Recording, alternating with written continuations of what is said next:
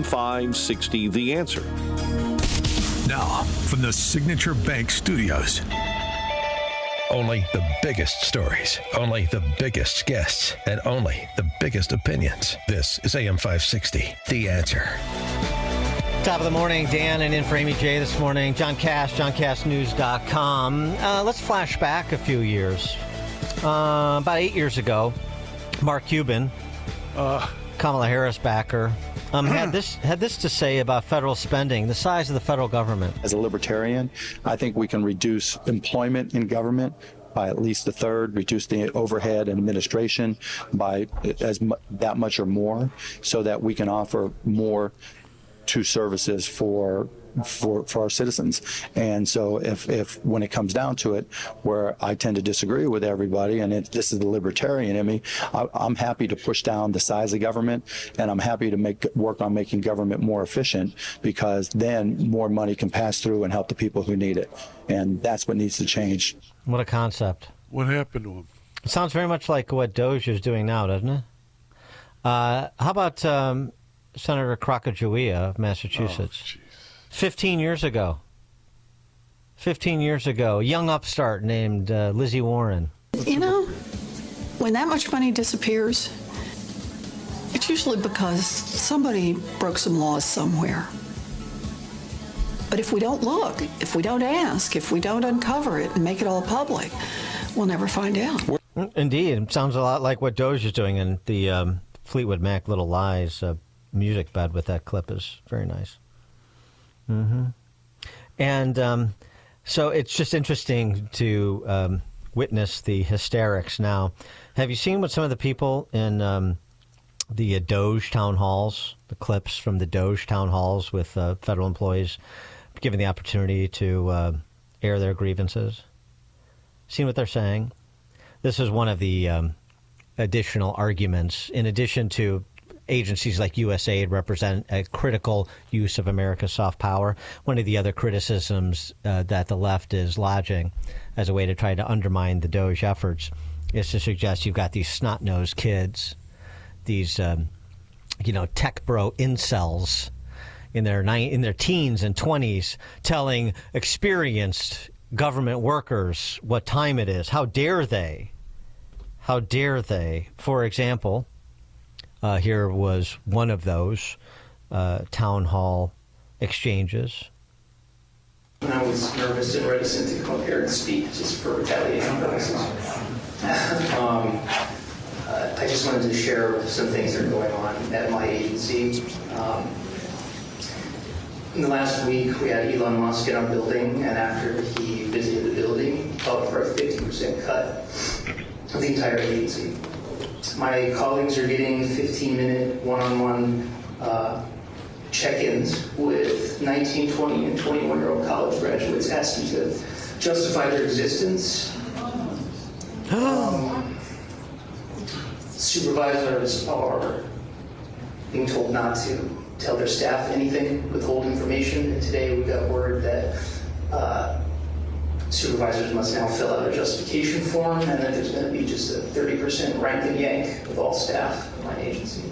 And to top it all off, one of Musk's... They have to justify their existence. You heard the gasp, the audible gasp in the crowd my of pearls. Other individuals in those agencies waiting for their turn to air their grievances. This is the same thing that, of course, the comm shop for the New Marxist Party is doing.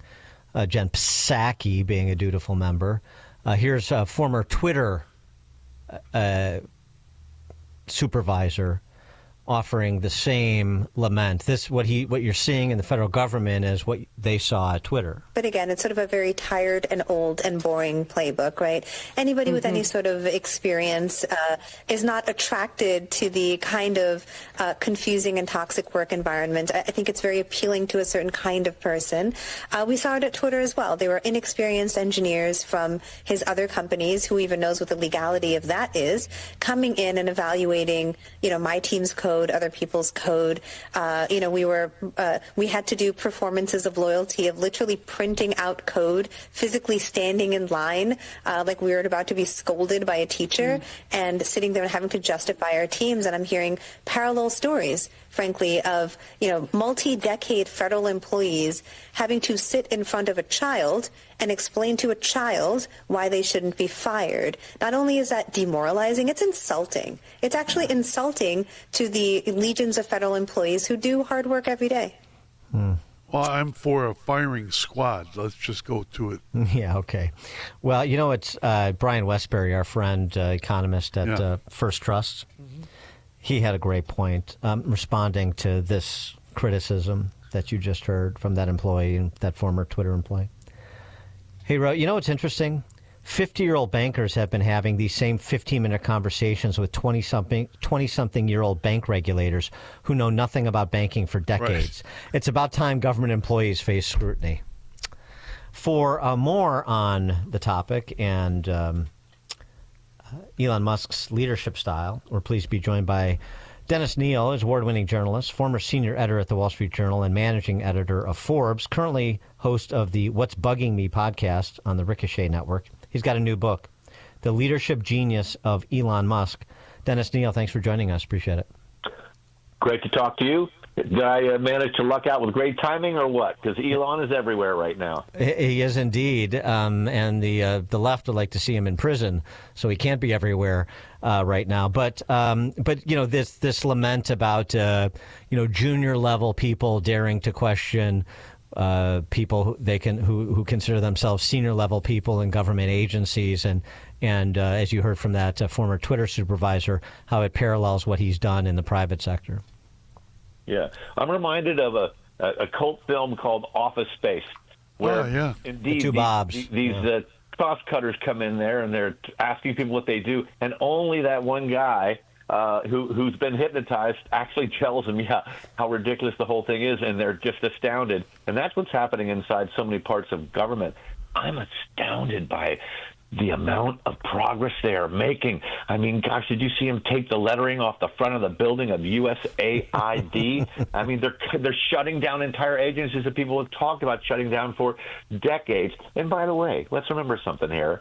Republicans said nothing about any of this for years. Republicans and Democrats together spent like crazy and got us in this almost crisis situation that Elon and Donald Trump are trying to address. Wait a minute, Dennis. Are you saying that Mitch McConnell sat there like a inanimate object, rolling in it and loving it as the deficit went higher, as the debt went higher, as government got bigger, as the administrative state got bigger and more repressive? Yes. Everyone at the same trough. Yeah. Absolutely. Right? Yeah. Stupefied and drunk on money. Well, right, and they all stand at podiums and say somebody should do something about this, like they're powerless. And now that somebody's doing something about this, big spending Republicans are being nervously quiet, and of course the left is engaged in their normal hysterics. But and by the way, I've seen too that there's now a Doge tracker, much like the U.S. debt clock. Or U.S. debt tracker, and the Doge tracker is at like $36 billion in savings in 3 weeks, which ain't too bad. Which is nothing in the scheme of the government, which spent $4 trillion a year back in 2019. Then suddenly now it's up to $7 trillion because of COVID crisis, and they've never gone back down.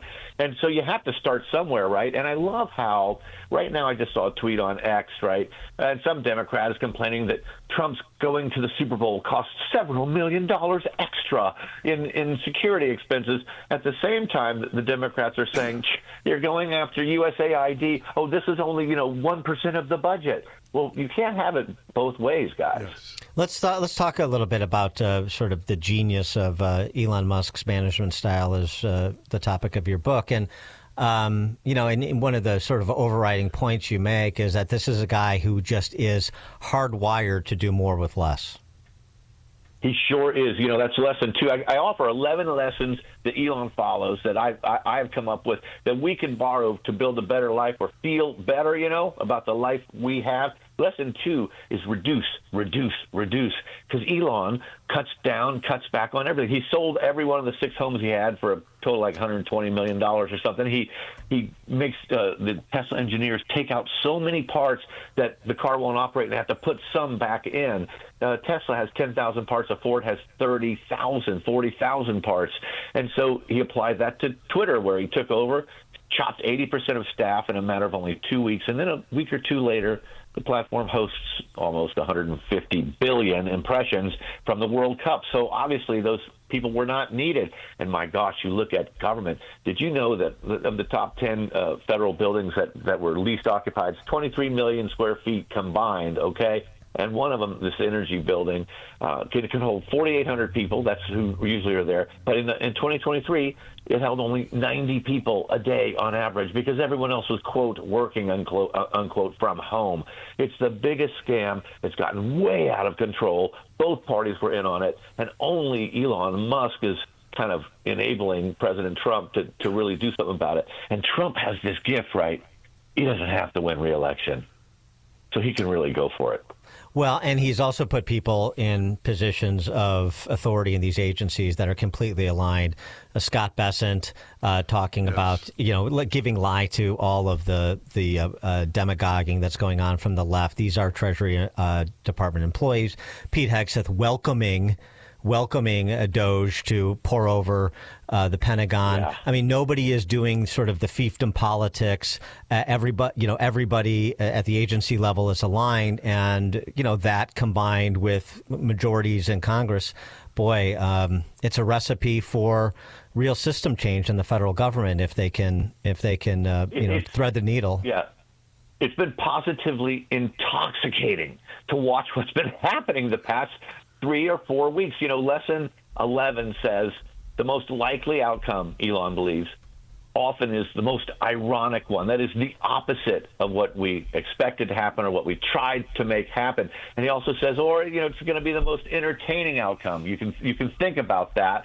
And my gosh, you look at how many people, how many agencies, forces worked to stop Donald Trump from getting elected, to stop him from running, to assassinate him, to all these people stacked against him.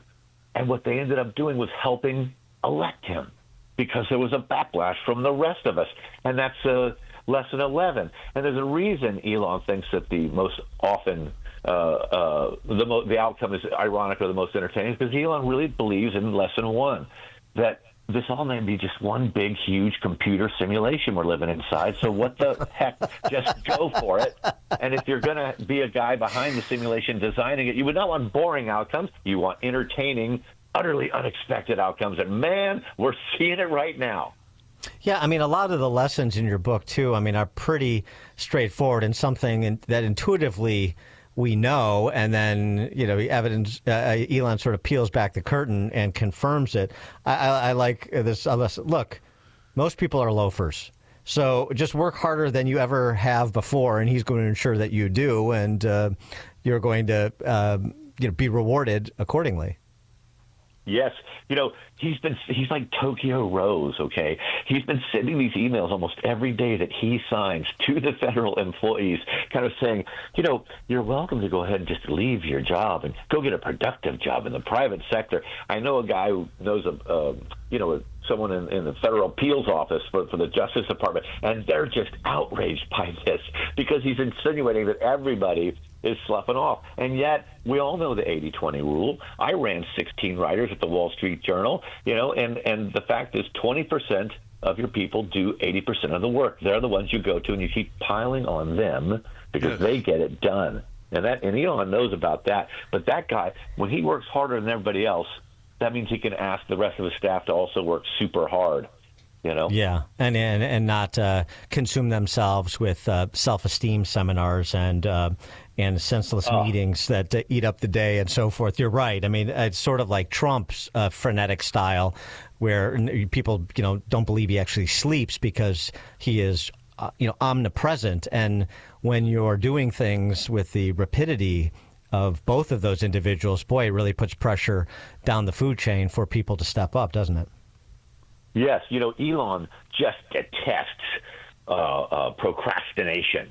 And in his first meeting when he took over Twitter, his first kind of public meeting, and everyone's kind of gathered there and they're kind of wondering what the heck is going on there and shell-shocked. And someone says, well, that's one problem with celebrities if we want to get them on the platform, blah, blah, blah. And Elon's saying to him, so great. So that's what you're going to do, right? After this meeting, you're going to go make that happen, right? Well, I mean, maybe not you alone, but you and the committee, right? Because committees and meetings and most meetings are utterly wasted, and especially after COVID. People working from home and sloughing off. And we like to say, my gosh, I'm available all the time. I'm working more than ever before. No, you aren't. No, you aren't. You're hanging at home in your pajama pants, binging on Netflix or something, and answering an email now and then. Who are we kidding? And this is what Doge is unveiling all over the place. I had no idea that these people, the vast majority of government employees, have been staying home 5 days a week.